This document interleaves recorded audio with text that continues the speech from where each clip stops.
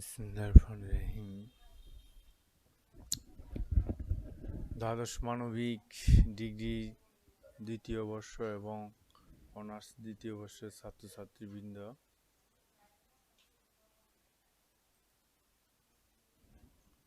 আশা করি তোমরা সকলেই ভালো আছো।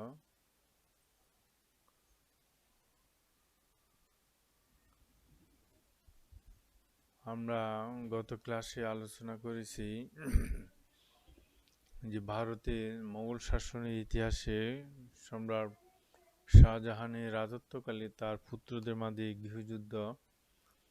আমরা গত ক্লাসে আলোচনা করেছিলাম গৃহযুদ্ধের কারণগুলো, যে কারণগুলোর ভিতর আছে যে সুষ্ঠু উত্তরাধিকার নীতির অভাব, তারপর আছে তার পুত্রদের চারিত্রিক বৈশিষ্ট্য, যে জ্যেষ্ঠ পুত্রের প্রতি তার সেই দুর্বলতা, তারপর আছে জ্যেষ্ঠ পুত্রের কিছু কূটকৌশল যে অবলম্বন করেছিলেন শাহজাহানের, যে সম্রাট শাহজাহানের অসুস্থতার সুযোগে মূলত ওইখান থেকে উত্তরাধিকার সংগ্রাম বা দ্বন্দ্ব বা সংঘাত বা যুদ্ধ বিগ্রহ যে শুরু হয়ে যায়। এবং এই সুযোগ নিয়ে, যে অসুস্থতার সুযোগ নিয়ে সেই দিল্লির সাথে তার প্রভিন্সের তার বাইরে যে গভর্নর ছিল সেখান থেকে সংবাদ আদান প্রদান যে বন্ধ করে দেওয়া হয় এবং আওরঙ্গজেবের অধীনে তার সেনাপতিকে দিল্লিতে ডেকে পাঠানো হয়। তারপর আছে আওরঙ্গজেব এবং যে তার সাথে যে ভালো আচরণ করে নাই, এখান থেকে আওরঙ্গজেবের কিছু কিছু সন্দেহ হয় যে যে ধারাশিক কিছু ষড়যন্ত্র করতেছে।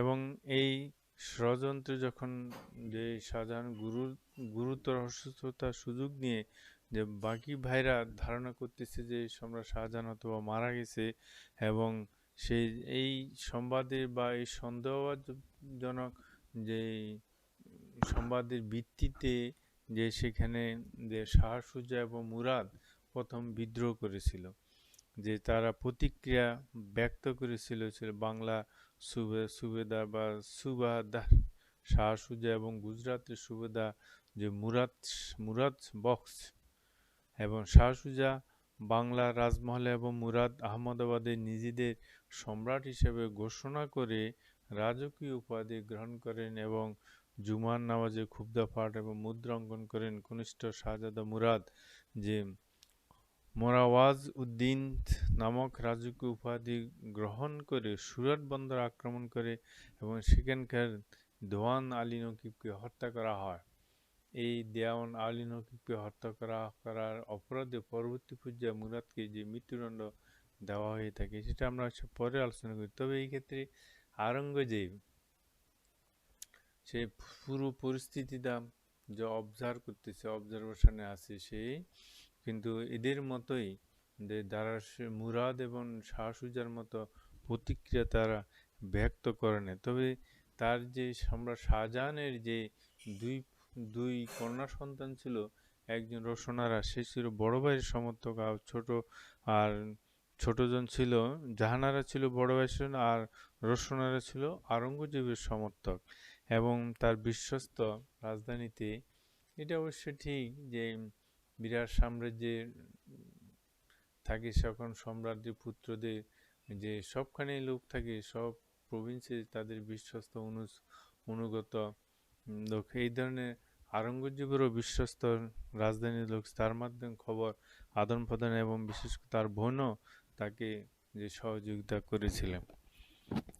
এই পরিস্থিতির আলোকে আমরা দেখি সর্বপ্রথম যে আওরঙ্গজেব যে কাজটা করেছিল, সে আগে শাহ সুজার সাথে যে কিছুটা সমঝোতা করে পরবর্তী পর্যায়ে সেই যে মুরাদকেও তার পক্ষে নিয়ে আসে, মুরাদের সাথে একটা চুক্তি করে, যে চুক্তি যে অনুসারে যেই কৌশল আওরঙ্গজেবের যে তার উদ্দেশ্য সিদ্ধি মুরাদের সাথে একটি চুক্তি করে, যে চুক্তিতে বলা হয়েছিল যে যুদ্ধে জয়ের পর পাঞ্জাব, আফগানিস্তান এবং কাশ্মীর ও সিন্ধু মুরাদকে দেওয়া হবে, আর সাম্রাজ্যের বাকি অংশ পাবেন আওরঙ্গজেব, অর্থাৎ দুই ভাগে ভাগ করেছে। তাছাড়া প্রাপ্ত সম্পদ উভয়ের মধ্যে বন্টন করা হবে। মুরাদ পাবে 1/3 আর 2/3 হবে সম্রাট আওরঙ্গজেব পাবে। এবং এই চুক্তি ছিল আওরঙ্গজেবের প্রথম কৌশল। তবে সে যদি আবার দারা শিকো বা শাহ সুজা যদি চলে যায় তাহলে তার একার পক্ষে, সেই জন্যই সে আগেই যে চুক্তিগুলো নিয়ে তার পক্ষে যে নিয়ে আসা হয়। এবং এই চুক্তি সম্পাদনের পর আওরঙ্গজেব এবং মুরাদ যৌথবাহিনী দিল্লি অভিমুখে অগ্রসর হয়েছিল। এর পরপরই 3টি যুদ্ধ হয়। একটা হলো বাহাদুরগড়ের যুদ্ধ, আরেকটা ছিল ধর্মাটের যুদ্ধ, আরেকটা ছিল শামুগড়ের যুদ্ধ। এই 3টি যুদ্ধ গুরুত্বপূর্ণ যুদ্ধ। এই যুদ্ধগুলো কত সালে সংগঠিত হয়েছিল এবং কার সাথে কার হয়েছিল, কে পরাজয় বরণ করেছিল, এই কথাগুলো তোমরা আগে তোমাদের MCQ প্রশ্ন বা ডিগ্রি এবং অনার্সে যে সংক্ষিপ্ত প্রশ্ন করতে পারে, যে প্রথম যে বাহাদুরগড়ের যে যুদ্ধ সেইটা ছিল যে শাহ সুজার সাথে যে ধারাশিকোর যে যুদ্ধ হয় সেটা হলো বাহাদুরগড়ের যুদ্ধ। এবং শাহ সুজা নিজেকে সম্রাট ঘোষণা করে রাজমহলের সিংহাসনে আসীন। তিনি বিহার অধিকার করে এক বিশাল বাহিনী সহ রাজধানীর অভিমুখে যাত্রা করেন। সম্রাট শাহজাহান শাহ সুজাকে প্রতিহত করার জন্য ধারাশিকোর প্রথম পুত্র সুলেমান শিকোকে যে প্রেরণ করা হয়। সুলেমান শিকো যে অম্বরে রাজা জয় সিংয়ের সহযোগিতায় 1658 খ্রিস্টাব্দে 24শে ফেব্রুয়ারি বানারসির নিকট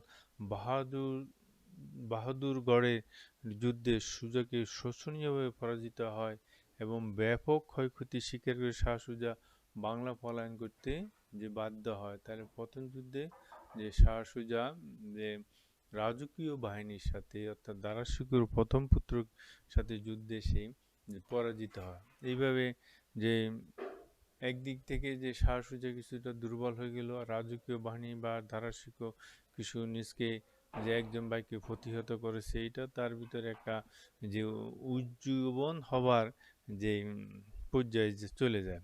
তারপরে ছিল যে ধর্মাটের যুদ্ধ।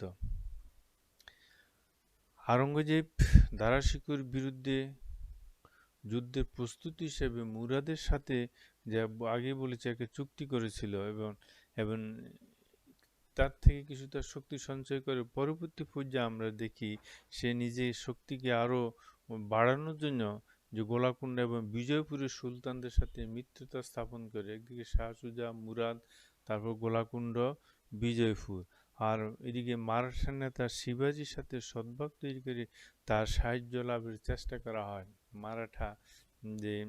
মারাঠা বাহিনী এরা সবসময় যে মুসলমানদের সাথে তার বৈরিভাব ছিল। তো এই ক্ষেত্রে হয়তো কেন্দ্রীয় শক্তিকে দুর্বল করার জন্য তাদের তো আবার সুদূর প্রসারী পরিকল্পনা থাকে। সেই আলোকেই হয়তো বা যে আওরঙ্গজেবকে যে সহযোগিতা করার আশ্বাস দিয়েছিল। এবং এই ক্ষেত্রে আমরা দেখি যে তার সমরশক্তিকে আরও বাড়ানোর জন্য যে ইউরোপীয় গোলন্দাজ সেনা নিয়োগ করা হয়। আমরা জানি সম্রাট শাহজাহানের রাজত্বকালে ভারতবর্ষে বিভিন্ন বৈদেশিক বণিকেরা আসছিল, যে এবং শেষ পর্যন্ত এই বণিকদের ভিতর ইস্ট ইন্ডিয়া কোম্পানি শেষ পর্যন্ত এই মোগলদের শাসনের যে অবসান হয় সেটা তোমরা জানো, আমরাও জানি। যে পরবর্তী যে এবং এই মিলিত শক্তি নিয়ে সে দিল্লি দিকে অগ্রসর উজ্জয়িনী নিকটবর্তী ধর্মহাট নামক স্থানে সে তাঁবু স্থাপন করে এবং সম্রাট শাহজাহান বা দারাশিকো এই আওরঙ্গজেব এবং মুরাদের যৌথ বাহিনীকে মোকাবেলা করার জন্য যে যশোবন্ত সিংকে পাঠিয়েছিল। যশোবন্ত সিং এবং এই ক্ষেত্রে সে আবার যে কাশিমে যে যশোবন্তীর সহযোগিতার জন্য কাশিম খানের নেতৃত্বে একটি রাজকীয় বাহিনী প্রেরণ করা হয়। তাহলে দুটো বাহিনী একসাথে হয়েছে কারণ মুরাদ এবং আওরঙ্গজেবের মোকাবেলা করার জন্য। এক্ষেত্রে আওরঙ্গজেব একটু যে কৌশল অবলম্বন করেছিল, সেই কৌশল অবলম্বন করতে গিয়ে সে এক ব্রাহ্মণ পণ্ডিতের মাধ্যমে যে যশোবন্ত সিং এর কাছে যে খবর পাঠায় যে সে যুদ্ধ করবে না, রক্তপাত হবে না, যে তার পিতার সাথে সে সাক্ষাৎ করতে চায়। কিন্তু যশোবন্ত সিং যে উম, এই পত্রটাকে প্রথম আমলে না নিলেও পরে পরে পরিস্থিতি অনুধাবন করে যে সে সম্মত হয়েছিল। তবে এর মধ্যে যে অনেক যে সংবাদ আদান প্রদানে নেওয়ার পর দেখা গেল যে না, শান্তি স্থাপিত হয় নাই, সে শেষ পর্যন্ত যুদ্ধই অনিবার্য হয়ে যায়। তারপর দেখা গেল যে 1658 খ্রিস্টাব্দে যে 15 এপ্রিল ধর্মাট নামক স্থানে উভয়ের মাধ্যমে যুদ্ধ হয় এবং এই যুদ্ধে রাজকীয় বাহিনী শোচনীয়ভাবে যে পরাজয় বরণ করে। এই পরাজয়ের কারণে ঐতিহাসিকরা বলতেছেন যে সেখানে যে প্রথম যে কারণটা তারা বলতেছে যে সে রাজকীয় বাহিনী যে স্বনম্রহীনতা এবং অনৈক্য, চাপ, অনুন্নত রণকৌশল, রাজপুত এবং মুসলমান সৈন্যদের মধ্যে বৈরী মনোভাব, সর্বোপরি রাজকীয় বাহিনীর কয়েকজন সেনানায়ক আওরঙ্গজেবের সাথে গোপনে সমঝোতা করে বা ইত্যাদি তাদের পরাজয়ের কারণ। এই এই কারণগুলো যে পরাজয়ের কারণ বলতেছে, এবং সেখানে যশোবন্ত সিং তার অনেকগুলো সেনাপতি সেখানে মারা যায় এবং সেও আহত হয়ে যে সেই যে যোধপুরে ফিরে যান। এখানে ঐতিহাসিকেরা একটা কোট করেছেন যে যেখানে যে সে এই যে যশোবন্ত সিং যে পালিয়ে রাজধানী মারওয়ারে ফিরে যাওয়া, সেখানে তার স্ত্রী প্রাসাদের তোরণ বন্ধ করে দেওয়া হয়েছিল, তাকে ঢুকতে দেওয়া হয়নি। কারণ যে যশোবন্ত সিং পালিয়ে যাওয়া রাজপুত সৈন্যের অবমাননা হয়েছিল যে, এবং এই প্রবল আত্মসম্মান বোধ সম্পন্ন এই মহিষী পক্ষে এটা বরদাস্ত করা কষ্টকর ছিল।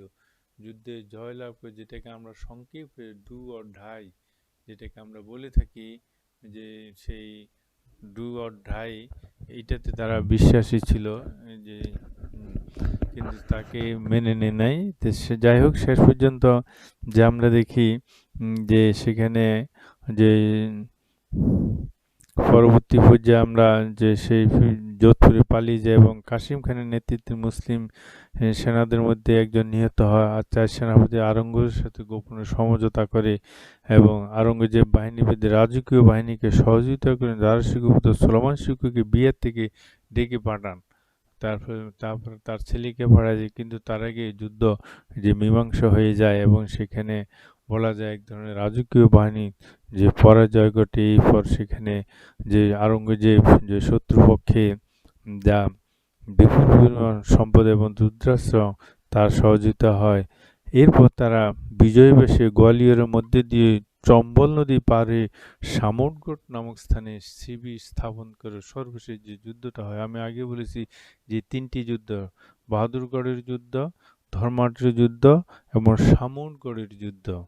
প্রথম যুদ্ধটা হয়েছিল দারাশিকোর সাথে, দারাশিকো শাহ সুজার সাথে রাজকীয় বাহিনী দারাশিকোর পুত্র সুলেমান।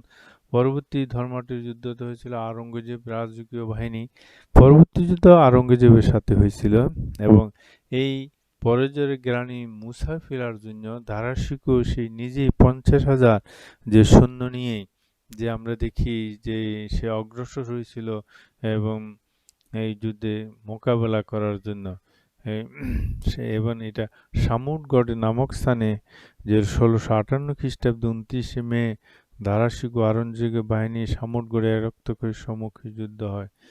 উল্লেখ্য যে যেখানে আমরা বলতে হয় যে দারাশিকো রণরিপুণ সেনাপতি ছিলেন না, এক্ষেত্রে আওরঙ্গজেবের সাথে তার কোনো তুলনাই ছিল না। এই যুদ্ধে দারার পক্ষে তার কনিষ্ঠ পুত্র শিখো, মুঘল সেনাপতি খলিলুল্লাহ খান, রুস্তম খান এবং রাম সিং সহ বহু রাজপুত অংশগ্রহণ হয়েছে, কিন্তু তাতেও কোনো লাভ হয়নি। দারাশিকো ভুল রণকৌশল, সৈন্য সংগঠনের গলদ এবং সেনানায়কদের বিচক্ষণতার অভাব প্রভৃতি কারণে যুদ্ধে সে যে পরাজিত হয়। যুদ্ধে সে পরাজিত হয়। আমরা জানি যে আওরঙ্গজেব পিতা জীবনোদ্ধার সহ বিভিন্ন অঞ্চলে রাজ্য বিজয় করতে গিয়ে সে রণদক্ষতা, রণনৈপুণ্যতা সে অর্জন করেছে। বিশেষ করে দাক্ষিণাত্য অভিযান, পরবর্তী যে সে ক্ষমতায় আসে দাক্ষিণাত্য অভিযান করেছিল, জয় করেছিল। এই ক্ষেত্রে তার এই যে কূটকৌশল, সেই যে যশোবন্ত সিংয়ের সাথে একটা দরখাস্ত দিয়ে বা দিয়ে সেই যুদ্ধের গতিটাকে কমিয়ে নিজে শক্তি সঞ্চয় করে পরে আবার যুদ্ধে মিলিত হয়েছে। এর আগে সে নিজকে সম্রাট হিসেবে কিছুই বলে না, যেটা যেটা শাহ সুজা এবং মুরাদ যে স্বাধীনতা ঘোষণা করে সম্রাট হিসেবে ঘোষণা করে জুবান নামাজে খুবদা পাঠ মুদ্রা অঙ্কন ইত্যাদি সে কোনো কাজই করে নাই। সে ধীর স্থিরভাবে অবজার্ভ করতেছে, ফোনের মাধ্যমে রাজধানীর খবর নিচ্ছে, আর আস্তে আস্তে দারা শিশুকে তার পক্ষে নিল, পরে মুরাদকেও তার পক্ষে যে নিয়ে আসলো। এরপর দেখি যে অবস্থা হয়েছে, তার যে যুদ্ধ চলা অবস্থায় যে তার যে অনুসর্গ বা উপদেষ্টা পরিষদ যে তাকে বলল যে তার হাতি যখন যে শোকে তীরবিদ্ধ হইল, তখন যে সেনাপতি খলিলুল্লাহ খানের পরামর্শে তিনি একটি অশ্বপৃষ্ঠা আহরণ করিলেন।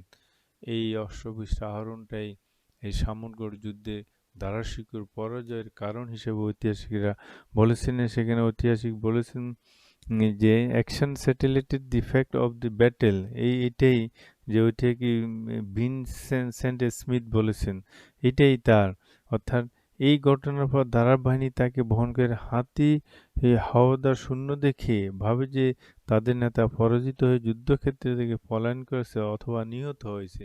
যেহেতু হাতি সওয়ারি শূন্য, তাহলে সেনাপতি বা তার সম্রাট নাই বা তাদের প্রধান উনি নাই, এবং এই দেখে বাকি সৈন্যদের মধ্যে হতাশা এবং তারা ছত্রভঙ্গ হয়ে দিক বিদিক পালানোর চেষ্টা করে। আর এই ক্ষেত্রে আওরঙ্গজেব এবং মুরাদের যৌথ বাহিনী যে উপর্যুপর যে আক্রমণ করে এবং তাদের 10,000 সৈন্য নিহত হয়। সেখানে দেখা যাচ্ছে যে এবং পরাজয় গ্লানিয়ে দারা শিকো আগ্রায়, পরে আগ্রা থেকে আবার দিল্লিতে পলায়ন করে, পরে প্রতিভূজা আমরা দিল্লি থেকে দেখি সে আবার লাহোরে যে যে পলায়ন করে, লাহোর থেকে আবার সেই আওরঙ্গজেবের মোকাবেলা করার চেষ্টা করেছে, কিন্তু পারেনি। শেষ পর্যন্ত তাকেও বিভিন্ন ব্যাপারে মৃত্যুদণ্ড দেওয়া হয়ে থাকে। এইভাবে আমরা দেখি যে আওরঙ্গজেব একটার পর একটা যুদ্ধে জয়লাভ করে যে যার প্রান্তে এসে সেই যে আগ্রার নিকটে এসে সেই বাগে নূর নামক স্থানে শিবির স্থাপন করে। সেখানে আসি তার পিতার কাছে ক্ষমা প্রার্থনা করে বলছেন, বাবা আমি যেই যুদ্ধের জন্য যাই নাই সেখানে দারা শিখেও যাই, এবং যে সেখানে এবং শাহজাহানের নিকট একটা একটা নতুন শব্দ আরজ দস্ত, ইংরেজিতে লিখছে পিটিশন অবশ্য, যে আরজ দস্ত বাংলা একটা শব্দ, যে পাঠান এবং ভাইয়ের বিরুদ্ধে যুদ্ধের জন্য সম্রাটের নিকট ক্ষমা প্রার্থনা করেন। এবং এক্ষেত্রে সে কিছুটা নমনীয় হয়ে যে দরখাস্ত আওরঙ্গজেবও লেখেন যে এই যুদ্ধের জন্য তিনি দায়ী নন, বরং দারা শিকো তাকে যুদ্ধ করতে বাধ্য করেছিলেন। এদিকে অবস্থা বেগম সম্রাট শাহজাহান তার বিজয়ী পুত্র আওরঙ্গজেবের সাথে আপোষ মীমাংসার চেষ্টা করে তাকে যে আলমগীর নামক একটি তরবারি উপহার দিয়ে তার সাথে সাক্ষাতের ইচ্ছা ব্যক্ত করেন। কিন্তু আওরঙ্গজেব প্রথমে এটা যে ভেবেছিল যে পিতার সাথে সাক্ষাৎ করবে, কিন্তু পরবর্তী পর্যায়ে তার উপদেষ্টা পরিষদ যারা আছে যে তাদের সাথে আলোচনা করে যে দেখলেন যে না, এটা একটা কূটকৌশল যে হইতে পারে।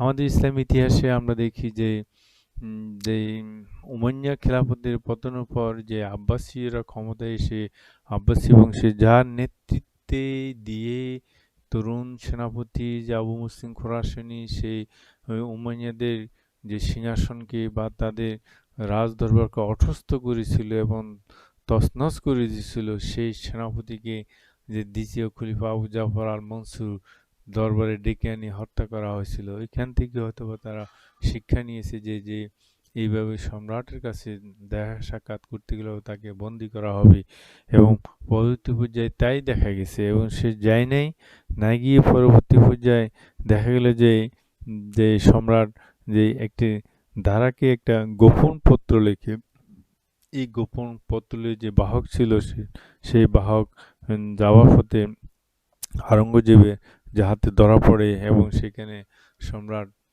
যে শাহজাহানের যে দ্বৈত যে ভূমিকা সেটা বুঝতে পেরে, এবং সেখানে যে তার পুত্র মোহাম্মদকে যে তার যে আমরা কি বলবো দাদা বলবো বা সম্রাট শাহজাহান বলবো, যে তাকে বন্দি করার জন্য পাঠিয়ে সে প্রথমে গিয়ে সে দ্বাররক্ষক যেই ছিল, যে দ্বার সম্রাটের দেহরক্ষী বাধা দেওয়ার চেষ্টা করে, কিন্তু তারা তাকে রুখাতে পারে নাই। সে ঢুকে তার দাদা বা সম্রাটকে যে বন্দি করা হয় নির্দিষ্ট জায়গায়, যে যে বন্দি করা হয় এবং তার গতিবিধি নিয়ন্ত্রণ করা হয়, এবং পিতার সাথে তার ফুফু বা তার ইয়ার বোন আওরঙ্গজেবের বোন জাহানারাকেও যে বন্দি করা হয়। পরবর্তী পর্যায়ে জানানোর চেষ্টা করেছিল পিতা পুত্রের মধ্যে সমঝোতা করার জন্য। আমরা দেখি এর পূর্বে যে মোগল শাসনে যে পিতা পুত্রের বিরুদ্ধে যে এই সমঝোতা হয়েছিল, যে এই যে আকবরের সাথে তার ছেলে জাহাঙ্গীর, জাহাঙ্গীরের সাথে শাহজাহান, সেখানে সমঝোতা হওয়ার মাধ্যমে তারা আবার ক্ষমতা আসে। কিন্তু এই সমঝোতা যে শেষ পর্যন্ত যে ব্যর্থতা হয়, যে এবং শেষ পর্যন্ত যে দেখা যায় যে সম্রাট শাহজাহান এর জন্য কারারুদ্ধ হয়ে গেল। এবং এইভাবে আমরা দেখি যে পিতা পুত্রের সে দ্বন্দ্ব সংঘাত এবং মাধ্যমে যে দীর্ঘ, আমরা যেভাবে রণপুর মনে হচ্ছে যেন যে প্রতিপক্ষ, যে শত্রু, চরম শত্রু, ভাই ভাইয়ের বিরুদ্ধে যে চরম শত্রুতার মতো যুদ্ধ হচ্ছে। আমরা মনে করি যে এই যৌথ বাহিনী যদি সে ভারতের মুসলিম শাসন ব্যবস্থাকে আরো সুন্দর, আরো সুদৃঢ়, আরো ধর্মী যে ইসলামের আলোকে যদি প্রতিষ্ঠা করার চেষ্টা করতেন, তাহলে ভারতের মোগল শাসন আরো সুদীর্ঘিত হইতো অথবা আরো মঙ্গলজনক হতো। কিন্তু দুভাইয়ে যে ভাই ভাই যুদ্ধ, পিতা পুত্রের যুদ্ধ, সেখানে মোগল সিংহাসনের যে সিংহাসনকে কি করছে, যে যে গুণে ধরা পোকা যেভাবে খেয়ে ফেলে এবং তাদের সিংহাসনের শক্তি সামর্থ্যকে এইভাবে গৃহযুদ্ধ খেয়ে ফেলে শেষ পর্যন্ত দেখা গেল যে ১৬৫৭ সালে সে মোগল শাসনে যে অবসান হয়ে যায়।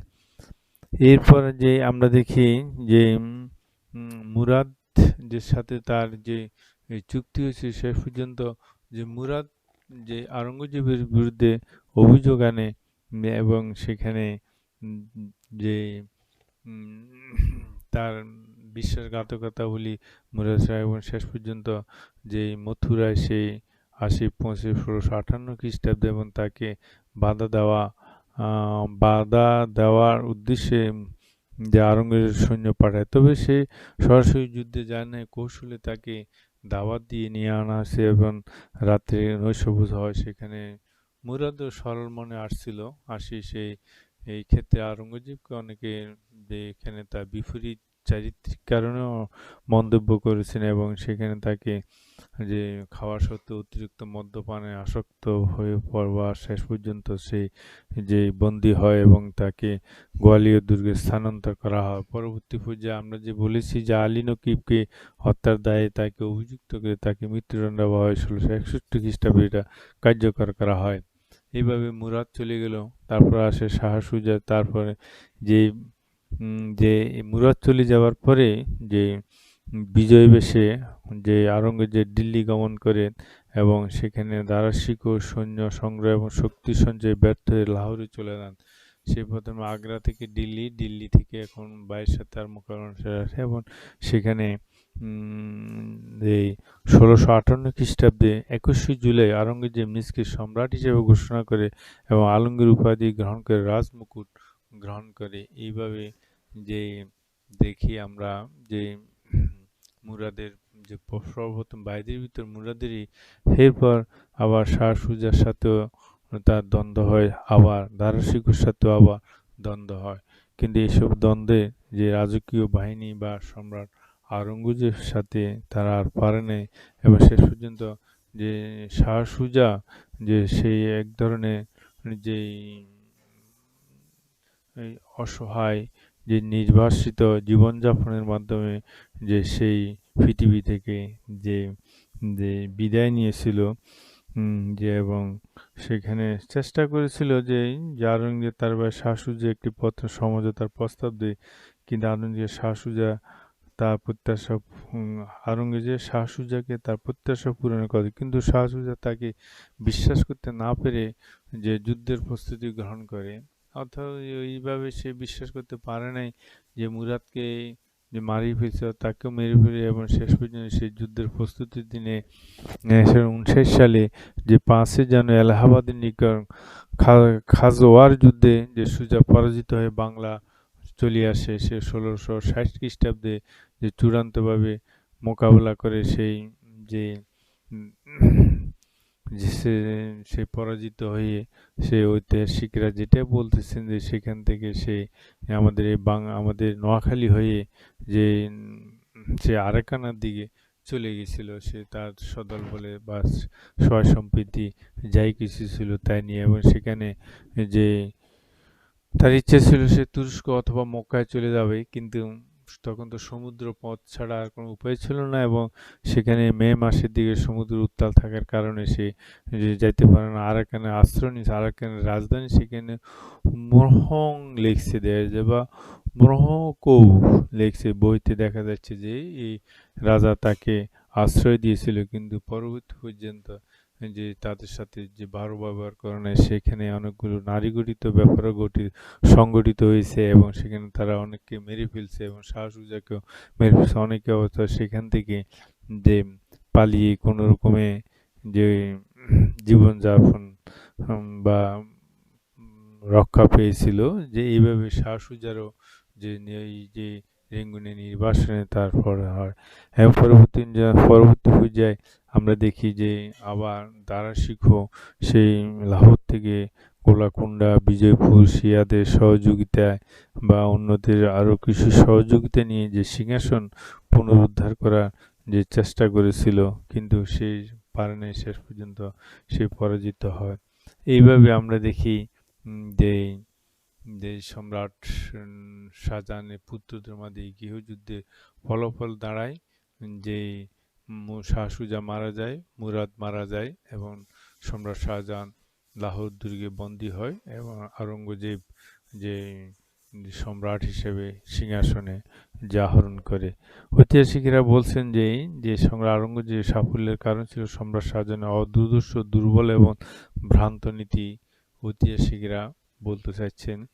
তারপরে আওরঙ্গজেবের ব্যক্তিগত যোগ্যতা ও দক্ষতা, আওরঙ্গজেবের সামরিক বাহিনীর শ্রেষ্ঠত্ব, যা সম্রাট শাহজাহানের অস্থির জীবন এবং মৃত্যু, আওরঙ্গজেবের ধর্মনিষ্ঠা, এগুলোকে সেখানে শিয়া সুন্নিদের একটা দ্বন্দ্ব ছিল, এটা আমরা মোগল সিংহাসনে আমরা দেখি, আব্বাসীয় খিলাফতেও আমরা দেখি। সে শেষ পর্যন্ত যে শাহজাহান যে আগ্রার দুর্গে 10 বছর সম্ভবত যে বন্দি থেকে যে যে মারা যায়, এবং সেখানে যে সে বন্দি থেকে সে তাজমহলের দৃশ্য দেখি তার পরবর্তী জীবন যে অতিবাহিত বা শেষ নিঃশ্বাস ত্যাগ করেছিল, এবং সেখানে তার স্ত্রীর সাথে তাকে সমাহিত করা হয়। যে এইভাবে আমরা দেখি তার পুত্রের মধ্যে গৃহযুদ্ধের যে অবসানে যে আওরঙ্গজেব ক্ষমতা আসে। সম্রাট শাহজাহানের যে রাজত্বে আরেকটা উল্লেখযোগ্য দিক হচ্ছে স্থাপত্য এবং চিত্রশিল্পের যে বিকাশ, যে এর ভিতরে আসছে যে তাজমহল,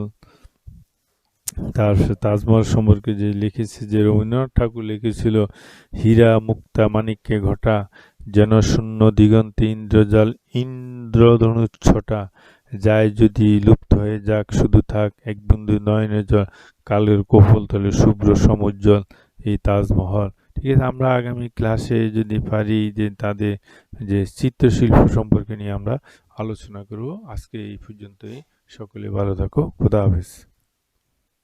নরেন।